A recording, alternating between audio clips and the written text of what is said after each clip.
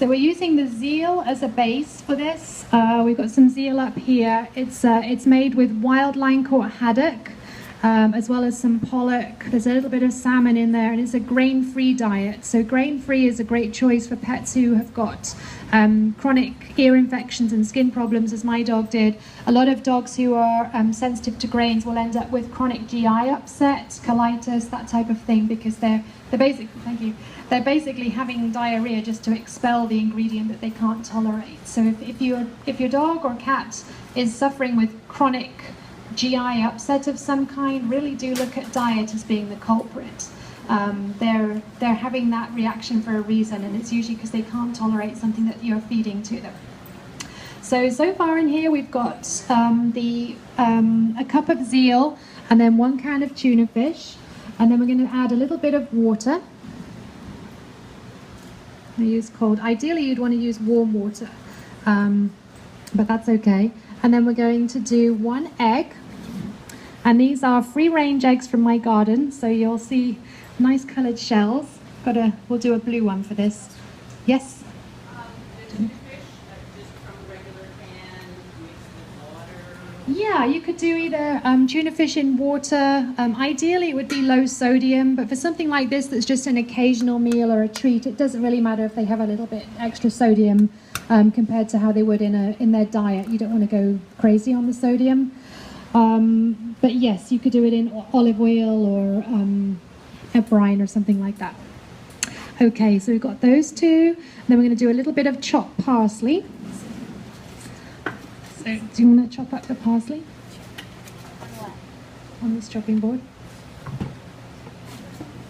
There's a knife. Don't chop your fingers off because there's 50 people watching. And we're just going to roughly chop it. It doesn't have to be too finely chopped. And again, the parsley being a green vegetable, it's got a little bit of beta-carotene, but mainly lutein, bursting with phytonutrients. It's really vibrant, green, and bursting with natural nutrition. So you could, yeah, that's fine. So you can tip that in. And then, what else do we need? A little bit of coconut oil. Where did that go? Oh, there it is. Can you take the lid off? Ours is already melted. Yeah. Oh, coconut oil is a really great ingredient for you guys to cook with, and it's also really beneficial for pets. There's actually some research that shows that coconut meat and coconut oil have an amazing immune enhancing effect for viruses, for bacterial infections. It's actually been shown to be protective against canine influenza, which that's not necessarily an issue in all areas of the country all year, but from time to time in different regions canine influenza will crop up, and coconut, there's a compound in coconut that's thought to be protective against that. So We do have some something. write-ups on there. Okay, great. Coconut oil. And do you guys sell it here? We do a separate Okay. here. Yep, you've got a few different coconut And products. we do have a good holistic vet that we recommend. Who does Okay. work with Chinese herbs. Oh, cool. And I actually find her to be more affordable than some of the other vets I've gone to. Okay. So, Yeah, I think there's one actually down. we like South San Diego. Yeah. Dr. McAndrews. Yes. Dr. McAndrew. Yeah, she's awesome. Yeah, she's Yep. you know, with black currant and common juniper and things for itchy dogs. Yeah, she's fantastic. Yeah, so you guys can get Dr. McAndrew's contact information. Yeah, did you have another question? No, don't apologize. It's great. We did about 2 tablespoons in this. And as I said, I think we've got everybody's email address, so we can actually email around these recipes if you want to recreate these treats.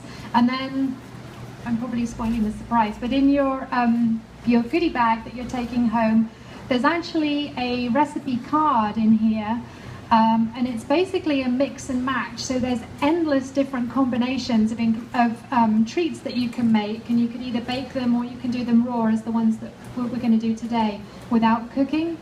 So you basically would choose a food from the top row of the chart, and then you'll choose one thing from each row going all the way down, Basically just combine everything as we're doing here. All the instructions are on the card, but you guys can have some fun with those once you get home. You're the first people in the country to see this. This is a brand new thing. This is kind of our prototype, so we're going to be trying it out on you before it goes. We're probably going to do this as a giveaway in our boxes later on in the year, but you guys getting a sneak peek at it.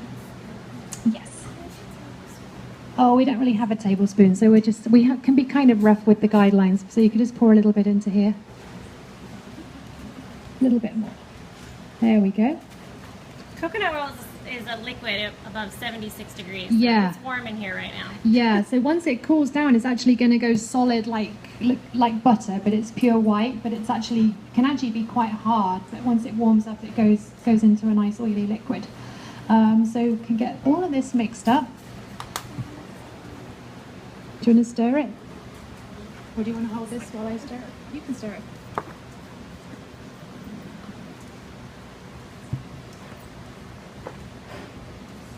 I think there's some willing taste testers down there. Are they drooling on you? Quick, mix quickly, Asher, they're waiting. We'll do a bit more water. It's kind of hard to mush it all together. Do you want me to have a go? Okay, do you want to hold that?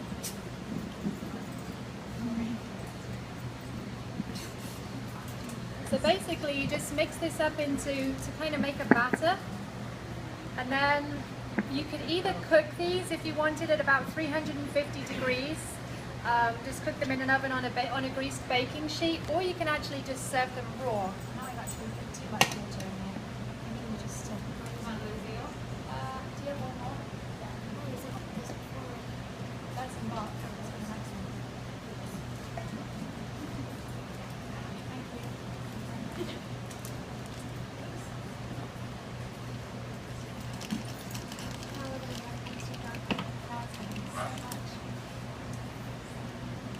So with this, when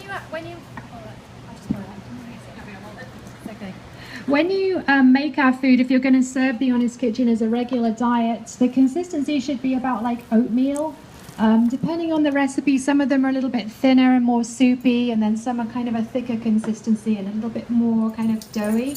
But when you're making the treats, you want to add a little bit less water to make it that kind of thicker consistency, just purely because it's easier to work with, because it's going to get kind of messy here in a second. There's a clean and a filthy way to make these. The clean way is that you can use a couple of tablespoons and measure it out, and then just kind of flatten down to make like a crab cake or a fish cake shape. And then the messy way, which Talia and Asher are going to demonstrate, is to use your hands.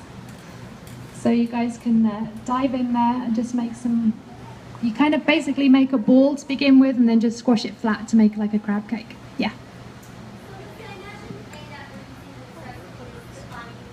Yes. Okay. Yeah, that's a good question. There's actually a couple of options on here, and if you look on the recipe card, there are some different variations of binder. You could use something like cream cheese if they're not sensitive to dairy. Another great binder is actually ground flaxseed. There's a brand called Bob's Red Mill, which you can buy at Sprouts, so that's a good option as a binder. And the other one is chia seeds, which are kind of a new trending ingredient. They're another superfood.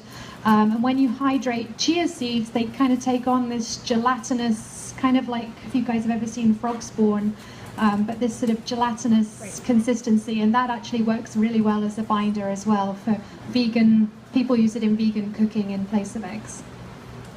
All right, well done. They actually look quite good.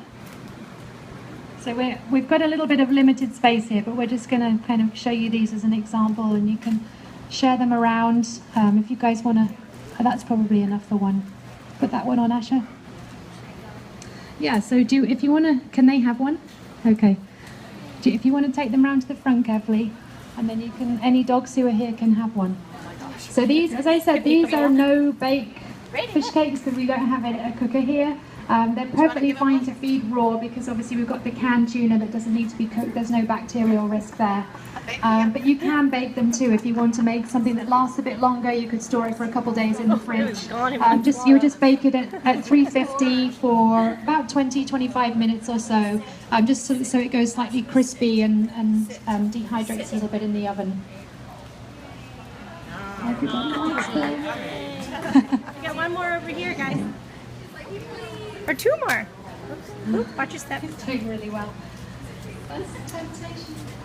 That's good. Sit. I'm sure there'll be another one in a second. You can have to stick with it. Yummy. Good job, girls.